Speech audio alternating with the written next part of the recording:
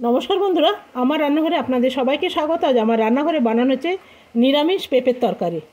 তো এখানে পেঁপেগুলো ঠিক এই সাইজের কেটে নিয়েছি, সবগুলোই মোটামুটি এক সাইজের আছে। আর এইখানে কেটে নিয়েছি আলু, একখানা আলু আছে বড় সাইজের।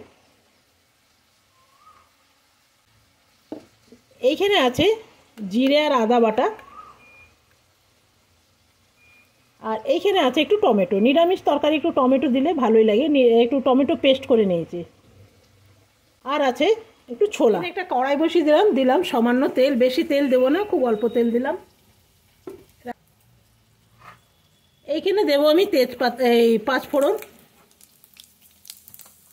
নিরামিষ তরকারিতে যদি 2-3খানা তেজপাতা দেওয়া হয় না, তাহলে গন্ধটা ভীষণ ভালো আসে আর খেতেও ভীষণ ভালো লাগে। নিরামিষ তরকারি সেই জন্য দেবো একটু হিং।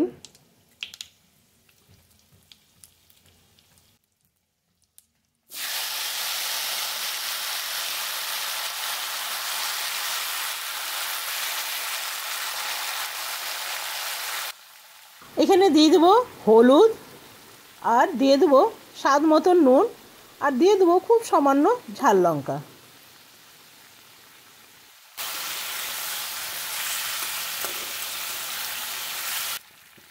এইখানে দিয়ে দেবো জিরে আদা বাটা।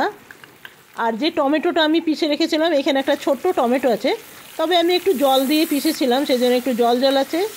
আর দিয়ে দেবো এখানে যে ছোলা সেদ্ধ করে রেখেছিলাম, এটা সেদ্ধ ছোলা, এটাও আমি দিয়ে দেব। আমি খুব সামান্য ছোলা দিয়েছি।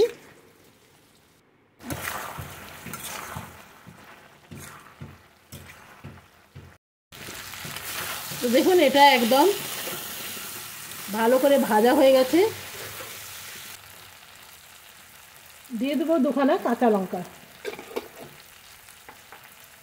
দিয়ে দেবো জল।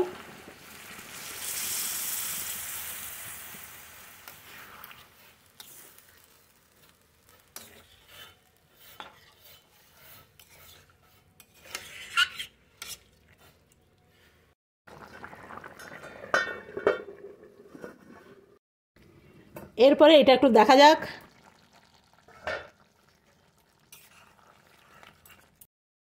আলু পেঁপে দুটোই আমার সেদ্ধ হয়ে গেছে, আর আমি ঝোলটা টানাবো না, এই রকমই রাখবো। এরপরে তরকারিটা আমি নামিয়ে নেব।